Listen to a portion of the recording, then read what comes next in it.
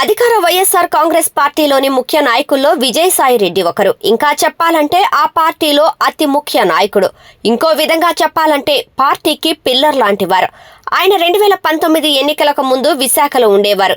వైజాగ్లో ఆయన పార్టీని బాగా పటిష్టం చేశారు. ఉత్తరాంధ్రలో ఫ్యాన్ గిర్రున తిరిగేలా చేయటంలో విజయసాయి రెడ్డి వ్యూహం అద్భుతమని అంటారు. 2014లో వైసీపీకి మొత్తం 34 ఎమ్మెల్యే సీట్లు మాత్రమే వస్తే 2019 నాటికి ప్రత్యర్థి టీడీపీకి అవి కూడా రాకుండా చేయగలిగారు. విశాఖ కార్పొరేషన్ ఎన్నికల్లో వైసీపీని గెలిపించారు. వైజాగ్ సిటీ అంటే టీడీపీకి కంచుకోట. 2019లో జగన్ వేవ్ లో 4 సీట్లు సిటీలో ఉన్నవి వైసీపీ గెలుచుకుంది.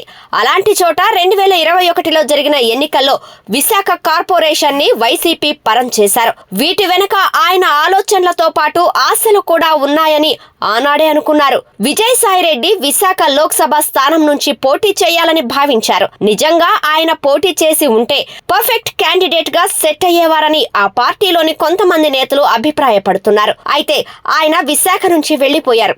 అలా ఎందుకు జరిగింది? అసలు ఏమైందంటే దానికి సంబంధించి ఓ ఇంటర్వ్యూలో విజయసాయి రెడ్డి మాట్లాడుతూ కీలక వ్యాఖ్యలే చేశారు. తాను విశాఖ నుంచి వెళ్లాలనుకోలేదని, తనను పంపించేశారని తెలిపారు. ఈ విషయంలో టీడీపీ నేతలతో కలిసి వైసీపీ నేతలు కుట్రలు పన్నారంటూ సంచలన ఆరోపణలు చేశారు. విశాఖలో తాను ప్రతి గడప తిరిగానని, ప్రతి వీధిలోనూ తిరగడమే కాకుండా యువత కోసం క్రికెట్ టోర్నమెంట్లు పెట్టానని, విశాఖలో జాబ్ మేళలు ఎన్నో నిర్వహించానని చెప్పారు విజయసాయి రెడ్డి. కరోనా టైంలో ఏకంగా విశాఖలో ఒక ఆసుపత్రినే నడిపానని అన్నారు విజయసాయి రెడ్డి. ఇంత చేసినా తనను విశాఖ నుంచి తప్పించారని ఆయన ఆవేదన వ్యక్తం చేశారు. ఈ విషయంలో సొంత పార్టీ నేతలు ఉన్నారని ఆరోపణలు గుప్పించారు. మరోవైపు విజయసాయి రెడ్డి విశాఖను వదిలేసి 2 ఏళ్లైంది. ఆయన ప్రస్తుతం నెల్లూరు నుంచి ఎంపీగా పోటీ చేస్తున్నారు. ఇది ఎన్నికల సమయం, కీలక సమయం. అటువంటి వేళ ఆయన నెల్లూరు ఎంపీగా గెలుపు కోసం శ్రమిస్తున్నారు. అయితే సడన్ గా విశాఖ ప్రస్తావన తెచ్చి అక్కడి నుంచి పోటీ చేయాలనుకున్నానని చెప్పడం ఒక విషయం అయితే, సొంత పార్టీ నేతలు కుట్రలు చేశారని చెప్పడం మరో విషయం. ఆ సొంత పార్టీ నేతలు ఎవరై ఉంటారనే చర్చ అటు వైసీపీతో పాటు రాజకీయ వర్గాల్లోనూ నడుస్తుంది. గతంలో అయితే ఉత్తరాంధ్రకు చెందిన సీనియర్ నేతలు కొందరు టీడీపీ వారితో చేతులు కలిపి విజయసాయి రెడ్డి మీద తీవ్ర విమర్శలు చేయించారని ప్రచారం జరిగింది. ఇప్పుడు అదే నిజమంటూ విజయసాయి రెడ్డి చెబుతున్నారు.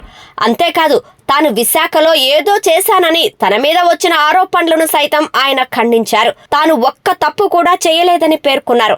మొత్తం మీద చూస్తే విజయసాయి రెడ్డి విశాఖ మీద తన అభిప్రాయాన్ని, తనకు ఉన్న కమిట్మెంట్ ని చెప్పినట్లు అర్థమవుతుంది. ఆయన వైజాగ్ లో ఉంటే అధికార వైఎస్ఆర్ కాంగ్రెస్ పార్టీ ఇప్పుడున్నట్లుగా కాకుండా ఇంకా బాగా ఎదిగేది అన్నది చాలా మంది మాట. కానీ ఆయన్ను అక్కడి నుంచి తప్పించిన విషయంలో వైసీపీలోనూ చాలా మంది నేతలు, కార్యకర్తలు ఇప్పటికీ కలత చెందుతున్నారట. కారణాలు ఏమైనా కూడా విశాఖను వదిలి విజయసాయి రెడ్డి నెల్లూరులో నెగ్గుకొస్తారా అన్నది సర్వత్రా ఆసక్తిగా మారింది. మరి విజయసాయి రెడ్డి విషయంలో అక్కడ ఏం జరుగుతుందో అన్నది వేచి చూడాలి.